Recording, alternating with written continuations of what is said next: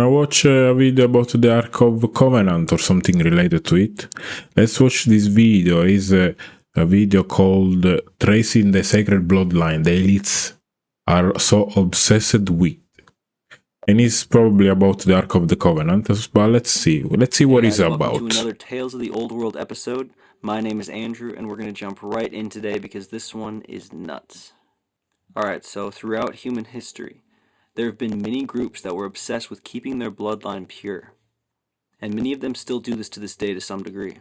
But in ancient times, and even up to just a few hundred years ago, it was taken very seriously.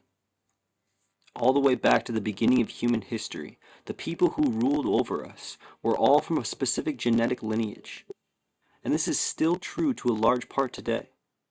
Sorry about this sound of USB thing getting attached, but my computer is shit, so nothing I can do about it. So it's talking about lineage that tried to keep their the bloodline clear as pure as possible. Examples like this I can think only about one. Something related to World War II. I cannot think about anything else. I can think about like countries where you like hardly find like people from different races and stuff, but I cannot think about something like right now in 2026 where there is no like mixed culture. That's what people are complaining about nowadays. Not just today's monarchs, but also many leaders of nations, including... My friend once told me that all the most important people of the world, like presidents, royals, are all part of a big family, like they are all related, because in the past, like kings would marry other kings. No, kings were not marrying other kings. Kings were marrying like other nations, queens and stuff like that. They were mixing only between elite people. So that's what I think my friend was trying to say. That all the most important people are some kind of related, because in the past they were just relating to each other in that sphere of power level, if it makes any sense. American presidents can trace their lineage back to this royal bloodline. But what is this bloodline? And why have humans been so obsessed with it? The elites. And who exactly does it originate with? They themselves actually tell us. They literally believe to this day that they are the descendants of the old gods from mythology. And because of this divine origin... The Anunnaki, is he talking about the Anunnaki or someone else? Who are the gods? They are the ones meant to rule over the rest of us. At least that's what they believe. And they won't publicly say this, but it's what their fathers and grandfathers taught them as children. That's why they call themselves the elites, because they believe they're genetically better than the rest of humanity. Yeah, the blue blood. Basically, this is the blue blood people that think they are blue blood, so they are better than the rest of us. Blue blood people, let's call them like that. But it gets deeper than that. Not only do they say they are descended from ancient gods and demigods, but some of these royal families literally believe they are descended from what are depicted in ancient art as serpent beings and dragons. Whether they think this is real or metaphorical is up for debate, but that's what their ancestors say in serpent beings. That's the first time I heard about reptilians and stuff like that, but I never heard of serpent being. Maybe it's the same. I actually never saw this like this. I think is it something Aztec or this rock painting. I never saw something like this. I never noticed. I saw something like this with a spaceship, but I never saw like a snake person. This is where that whole reptilian theory comes from. Hey, but I don't think these people are really shapeshifters or half reptile or anything like that. But they are descended from what are described as divine and semi-divine beings, who for some reason are depicted as serpents. The funny thing is that every nation has always something like really similar in their history, like these reptilian people, and you can see them in India, in Egypt, in South America, because everyone had the same past. The same story has been shared between all the different populations. We all come from the same place. Let's look into each of these stories and try to find some answers. Alright, I usually like to start with what's believed to be the oldest, the Mesopotamian civilizations and the Fertile Crescent. An archaeologist in 1906, deep in the deserts of Iraq, found a list of Sumerian kings written in cuneiform that tells us who ruled all the way back to the beginning. Except their beginning goes back much, much earlier than our version of the story. See, history is pointless. No, it's not pointless, but when they say like things with facts, that's when it becomes pointless. It should be like, it could have been like this, because so many things have been scraped from history. Like the Book of Enoch. Why is it not part of, why is it not something like people know about? Theirs goes back tens of thousands of years. Is it because it's weird? To a time when gods ruled. The list starts with the pre-flood era. Before the flood of Utnapishtim, there were 8 kings who ruled over 5 cities. This is Anunnaki. This guy is an Anunnaki. Like with a watch. Look, he's got a watch. 2 watches. And the pine thing, is it like the pine gland, something like that? Over a period of 241,000 years. Each ruling for about 20 to 40,000 years. And descending from the gods themselves, even living alongside them in some of the myths. Later rulers that we know of, like Gilgamesh, were said to be descended from these people as well. In the Epic of Gilgamesh, it says he was... Yeah, why would they depict people like being like this? Like, they've got wings, they look different from normal people. Why would they just draw people like this? Because this being, they were a part of everyday life for this population. But we decided to remove them for some reason, I don't know. Because we are dumb, that's why. 2/3 God and only 1/3 human.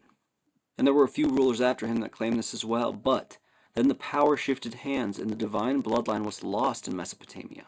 And later kings never claimed to be descended from these gods like Gilgamesh did. They would just say their rule was divinely chosen, rather than in their blood. But other civilizations had this same story of divine descent, but they actually claimed to have preserved these... Look at this painting, it's really cool. I don't know what is the symbolism. To me it looks like a big party. But it's not a party, because that's like people from the top looking down at these people in the clouds. So that's the elite people, and these people here are us, like the normal people, dancing and fighting and chaosing. From the gods.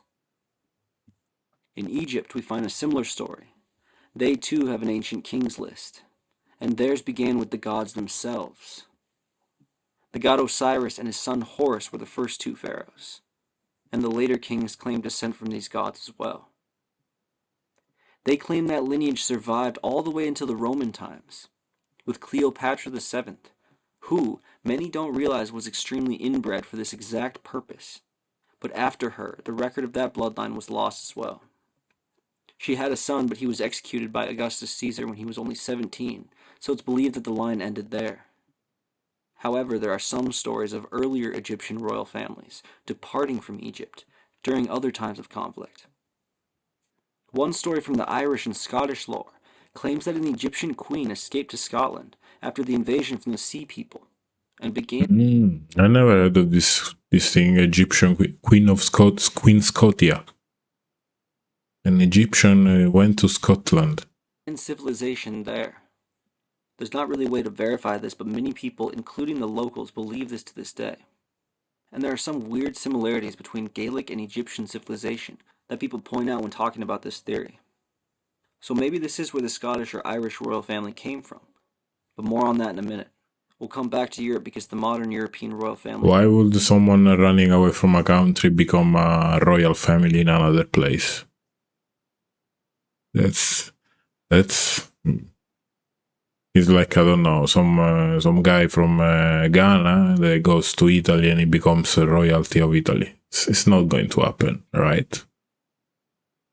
But if he's got some powers, something special, maybe.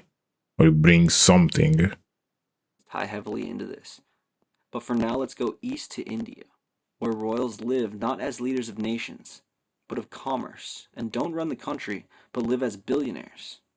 Most of these families, as well as many who have historically been in the upper caste of Indian society, claim descent from semi-divine Vedic heroes, Rama and Krishna, both avatars of Vishnu.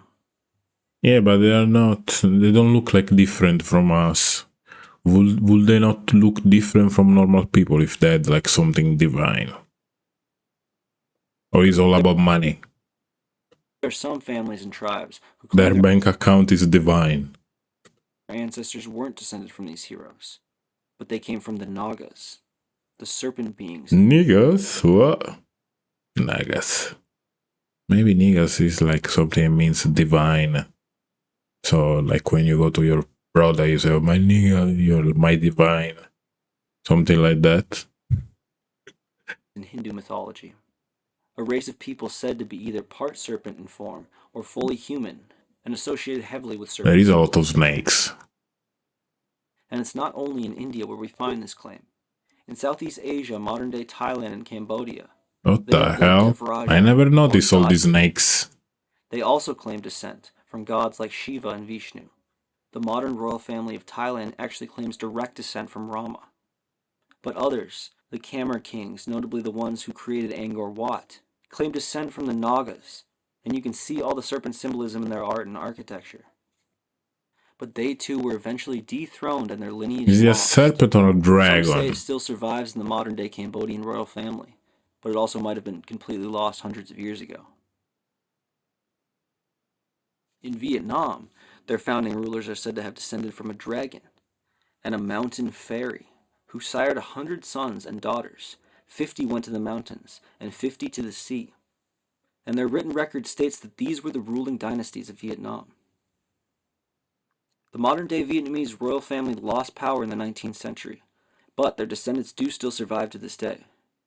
Although they But don't the guy hold any looks power like or a wealth, dragon. they do still He exist. looks like a Kaido hybrid form. If you know who Kaido is. If you don't, watch One Piece right now. And live as normal people, but their lineage can be traced back to these first people descended from a dragon. In China, they have a similar story. Like many of these places, there have been changing dynasties in China over thousands of years, so lineage to modern royal families from the ancient ones may not even exist anymore. But it does exist in the minds of the elites, so remember that. Because in China especially, we had changing power many times since the first dynasty. Today's Chinese royals do exist, but again they live as normal people with special genealogy. They Okay. lost power in 1912, but they are still out there, and their fathers and grandfathers claim to be descended from the first kings of China. The 5 Must be like a name, like some, I don't know. I don't know a Chinese name that is like something historic. We'll say Wong. I don't know. divine emperors or sages, who were accompanied by the 3 sovereigns, semi-divine snake beings, kind of like the Nagas in India. And the 5 emperors had some heavy dragon symbolism associated with them as well. The throne the first kings passed down was literally called the Dragon Throne. Some say these emperors were descendants of the dragons themselves, because in many artworks they were given serpent-like features. And similarly to Europe, we find the dragon... Oh, you see like tiger people, monkey people, serpent people. China used to like a lot of this symbolism. depicted in many of their family crests and totems. Dragons everywhere. And in Japan, we find an even clearer picture. Because Japan has the oldest continuing hereditary monarchy in the world. They claim to have preserved their original royal line since their gods lived. And they claim direct descent from Amaterasu, the sun goddess. Amaterasu, that's Naruto. But so Japan managed to maintain the bloodline from the beginning till now. That's really interesting. I didn't even know there was a king or queen of Japan. In their story, I guess there is a king and queen everywhere, but some of them have power, and some of them they just They just work in an office. Aren't descendants of dragons like we find in Vietnam and China, but they are descendants of a dragon slayer. This is also common in many cultures. All these things, they used to do all this beautiful artwork and paintings, and nowadays these things don't exist anymore. Nowadays it's like selfies and YouTube videos like this one. Nothing that is going to be worth leaving to the next generation. Especially in Europe. In Japan, the story goes that the goddess Amaterasu Look at this, had a really brother, beautiful. Susanoo, who Susanoo, slayed the great yes. dragon Yamada no Orochi. Yeah. And when he did, he Naruto. found a magical sword embedded in the tail of the dragon. He and his sister Amaterasu took this sword along with the sacred mirror of truth and the jewel of benevolence, and gifted it to the grandson of the sun goddess, who was to travel from the heavenly realms to the earth to rule Japan. These divine gifts were passed down to his grandson, the first emperor of Japan, and are said to still be in the possession of the current emperor today. Imagine there is actual physical things, like a sword that was taken from the dragon tail. No one other than he himself is allowed to look at these items. Even during ceremonies, they leave the boxes holding these items closed. Some say they don't even exist anymore, and it's all for show. Which Yeah, probably. I wouldn't be surprised. could All be true. symbolism. But if they are real, the sword in legend is said to have power to control the wind and weather. The mirror is said to reveal a person's true heart or intentions, and some even claims it contains the spirit of Amaterasu herself, and it's possible to communicate with her through it. And the jewel is said to calm or harmonize divine energies, but no one's ever allowed to see them, if they still exist at all, except for the Emperor. Oh, I thought this video was going to be about the Ark of the Covenant, but it's not. There's one Or legend. maybe I should have looked for a video that was titled Ark of the Covenant instead of the Bloodlines, Elite Bloodlines. That's my The sword fault. was lost in a shipwreck during transportation in the 19th century, so maybe it's possible to go out and find this divine weapon, if someone hasn't already done so in secret. Anyway, so if we travel over to the Americas, we can find the same legends. The Maya believe something I find very similar to the Hindu world, with the story of the Nagas. They have a myth found in the Popol Vuh of two twin heroes who founded their civilization, and who their lineage of kings descended from. These twin brothers were born of semi-divine parents, making them demigods. The main myth associated with them is their descent to the underworld, where they defeated the lords of Xibalba, the gods of the underworld, who can often be seen with this serpent imagery, just like we find in the stories of the underworld and other cultures, serpent people. just like the Nagas of India. The Aztec and Toltec had a different story. Many of their Look how many snakes everywhere. I never noticed. Maybe I have to open my eyes, but I see snakes everywhere Who now. was the feathered serpent god incarnated in human form. The story goes that Quetzalcoatl's mother was a virgin priestess who, in ritual, swallowed a jade bead, a symbol of life and sacred essence in Mesoamerican thought. This caused her to miraculously conceive a son. It's believed that the god Mixcoatl, the cloud serpent, seen as the Milky Way in the sky, was responsible for this miraculous conception, and thus he imbued the spirit of his son, the feathered serpent, into this human child. Okay, I'm gonna let you continue this video yourself. I'm gonna continue in peace and listen. This video was not the Ark of the Covenant. I'm sorry if you wanted to know about the Ark of the Covenant, but was really interesting. Was something my friend told me about, all the blue blood families all being related in the whole world, like all this royal family in the world are all related to like one family, like all in the past, even if they look different, but there is something in common. And this thing about the snakes, I never noticed snakes, like snakes and what maybe could be dragon, are all embedded in the history of all these different nations. I have to look more into this snake, because I know about reptilian, but snake, well, why snake? Why the snake? Maybe it's gonna say it after in this video. But if you want to know, the video is called Tracing the Sacred Bloodline the Elites Are So Obsessed With. And the video is from Tales of the Old World. Enjoy. Guys, I hope you enjoyed me being surprised about all these snakes. And I hope you're surprised about snakes too.